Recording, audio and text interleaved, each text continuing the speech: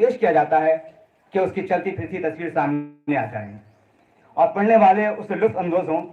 خاکے میں خوبیوں اور خامیوں دونوں کا ذکر ہوتا ہے۔ خامیوں کو نظر انداز کر کے صرف خوبیوں کو اجاگر کیا جائے تو اچھا خاکہ نہیں مانا جاتا۔ شاید اسی لیے بانی خاکہ نگاری مرزا فاضل اللہ بیگ نے اپنے استاد ڈپٹی نذیر احمد کے خاکے میں لکھا ہے، ان کوڈ: اب تک جو کچھ کانوں سے سنا اور آنکھوں سے دیکھا وہ لکھوں گا اور بے دھڑک لکھوں گا، چاہے کوئی برا مانے۔ جہاں مولوی صاحب کی خوبیوں کو اجاگر کروں گا وہی ان کی کمزوریوں کو بھی ظاہر کروں گا تاکہ اس مرحوم کی چیختی جاگتی تصویر سامنے آ جائے۔ اقتصاد سے کام لیتے ہوئے آگے بڑھتا ہوں۔ علمی ادبی میدان میں امروہہ کا اپنا ایک نمایاں مقام ہے۔ یہاں کی گنگا جمنی تہذیب نے عوام کو عقائد کے حوالے سے متاثر کیا اور علم و ادبی سطح پر بھی امروہہ نے فکر و شعور کو بالیدہ کرنے میں اہم کردار ادا کیا۔ امروہہ نے جہاں ایک طرف اردو ادب کے بیش بہا خدمات انجام دی اور اردو ادب کو دبستان لکھنؤ کے استاد شاعر شیخ غلام حمدانی مصطفی جیسا تحفہ عطا کیا، تو دوسری طرف ایک کیمیا صف شخصیت جنہیں اہل فن سید غیور حسن نقوی کے نام سے جانتے ہیں اردو ادب کی خدمت میں پیش کی۔ سید غیور حسن نقوی امروہہ کے معروف اور ممتاز ادیب اور خاکہ نگار تھے جنہوں نے اردو ادب کی اہم اصناف ناول، افسانہ، انشائیہ وغیرہ میں طبع آزمائی کر کے اردو ادب کی بیش بہا خدمات انجام دی، لیکن ان کی ادبی حیثیت اور شناخت ایک کامیاب خاکہ نگار کے طور پر متعین ہوئی۔ امروہہ میں اور کئی نام خاکہ نگاری کے فہرست میں آتے ہیں، مگر غیور صاحب ان سب میں سر فہرست اور نمایاں ہیں۔ 1980 عیسوی میں ان کے خاکوں کا پہلا مجموعہ ہے خے یعنی کولی اور خاکے شائع ہو کر مقبول عام و خاص ہوا۔ اس میں امروہہ کے 16 مذہبی، سیاسی، ادبی، سماجی شخصیات کے خاکے ہیں۔ یہ مجموعہ امروہہ کی شخصیات کا آئینہ ہے، لیکن اس کی چمک و دمک نے امروہہ سے باہر دور دور تک اہل نظر کے خلق کو جگمگایا ہے اور صاحب کو باعتبار شہرت عطا کی۔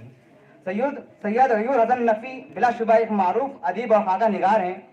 معروف ادیب ہونے کے لیے اتنا کافی ہے کہ خواص و اہل ادب اس سے واقف ہوں، اور اگر اس کے متعارف بھی ہے تو اس کے معروف ہونے میں کوئی گنجائش نہیں۔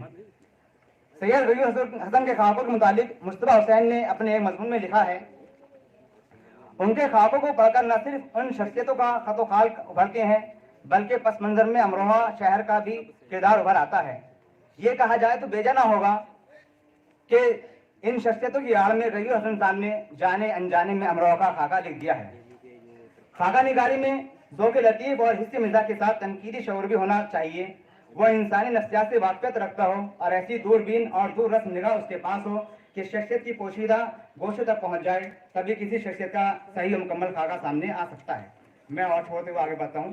سید غیور حسن نقوی نے اپنے خاکوں میں مذہبی شخصیات پر بھی قلم اٹھایا ہے۔ ان کے خاکے جس کا مضمون ہے قاری سبط رسول قادری میں وہ کچھ لکھتے ہیں: قاری صاحب دل کے اعتبار سے مومن، دماغ کے اعتبار سے رنگین اور عمل و کردار کے لحاظ سے بہترین انسان ہیں۔ ان کے ہزاروں مرید ہیں اور ملک کے گوشے گوشے میں پھیلے ہوئے ہیں۔ آخر کوئی تو بات ہے جو ان کو دور دراز علاقوں سے کھینچ لاتی ہے اور موتیوں کی طرح سب کو ایک دھاگے میں پرو دیتی ہے۔ ان کی یقین کی سچائی اور پختگی دیکھ کر حیرت ہوتی ہے۔ حیرت تو خیر بہت سی باتوں پر ہوتی ہے، مثلاً اس بات پر تو سب سے زیادہ حیرت ہوتی ہے کہ بعض لوگ قاری صاحب سے وہی مانگتے ہیں جو ایاک نعبد و ایاک نستعین کے مطابق صرف اللہ سے مانگنی چاہیے۔ سید غیور حسن صاحب کو دوسری کتاب آئینہ خانہ میں سب سے پہلا خاکہ مصطفیٰ حسین کا ہے جس کا عنوان ہے ادھورا خاکہ۔ اس خاکے کو لکھنے میں سید غیور صاحب نے ایک نئی تکنیک کا استعمال کیا ہے۔ اس سے پہلے سید غیور صاحب نے مصطفیٰ حسین صاحب کو کبھی نہیں دیکھا۔ ملاحظہ اور ایک اقتباس: باخدا مرزا صاحب آپ کی سادگی پر بے موت مرنے کو جی چاہتا ہے۔ بھلے آدمی سمجھدار مضمون نگار جانتے ہیں کہ مضمون اور مضمون نگار ہم شکل نہیں ہوتے، اس لیے وہ کبھی اپنی تصویر نہیں چھپواتے، اور اگر جوانی میں کوئی غلطی کر بھی بیٹھتا ہے تو پھر عمر بھر بڑھاپے تک اس کی وہی تصویر چھپتی رہتی ہے۔ دنیا میں دو ہی وجود تو ایسے ہیں جو اپنی عمر اور بدصورتی چھپانے کی کوشش کرتے ہیں، ایک عورت، دوسرا فنکار۔ اس لیے تصویر سے میرا اعتماد کچھ اٹھتا گیا ہے۔ جن لوگوں نے مصطفیٰ حسین صاحب کو دیکھا وہ غیور صاحب کے اس اقتباس سے بھرپور لطف اندوز ہوں گے۔ میں آگے بتا ہوں جی۔ تابش مہندی پرتاپ گڑھی کے خاکے میں یوں لکھتے ہیں: ایک دن میں نے سنا कि मस्जिद के हुजरे में नए मौलाना आ गए हैं। रस्मन पूछा, क्या नाम है? मालूम हुआ मेहदी हसन खां ताबिश। अच्छा खासा भारी भरकम नाम था, लेकिन कुछ गैर मौलवियाना सा लगा। तालीम वगैरह के बारे में मालूम करना बेमानी समझा, क्योंकि हमारे यहाँ मस्जिदों में रहने वाले मौलानाओं का तालीम याफ्ता होना जरूरी नहीं। यहाँ की मस्जिदों में तो खैर इसका ख्याल रखा जाता है कि इमाम नात ख्वानी, मिलाद ख्वानी, निकाह ख्वानी और 23 घंटे के फन से वाकिफ होना चाहिए। शहरों में इसकी भी कैद नहीं, क्योंकि वहाँ इन कामों के लिए दूसरे लोग होते हैं जिनका नमाजी होना जरूरी नहीं। मैं और मुख्तसर करते हुए, बेबाक लिखना हर किसी के बस की बात नहीं।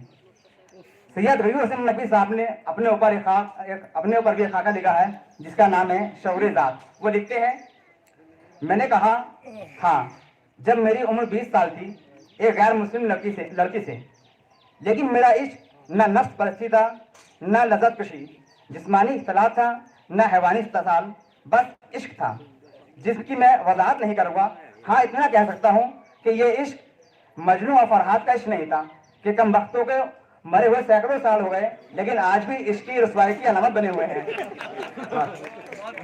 वाह भैया। उसने फिर कुरेदा, फिर क्या हुआ? मैंने कहा, होना क्या था? 2 रोज में शबाब का आलम गुजर गया, 2 रोज में शबाब का आलम गुजर गया, बदनाम करने आया था, बदनाम कर गया। बस उसकी शादी हो गई और वो चले गई, और फिर शादी के बाद 6 माह के अंदर ही उसका इंतकाल हो गया। शादी मेरी भी हो गई, लेकिन मैं आज तक जिंदा हूँ। कौन कामयाब रहा और कौन नाकाम, ये किससे पूछूं? कौन बताएगा? हाँ, इतना कह सकता हूँ कि मोहब्बत में सच्चाई की दावेदार सिर्फ औरत हो सकती है, मर्द हमेशा झूठ बोलते हैं। आपकी बात बहुत शुक्रिया।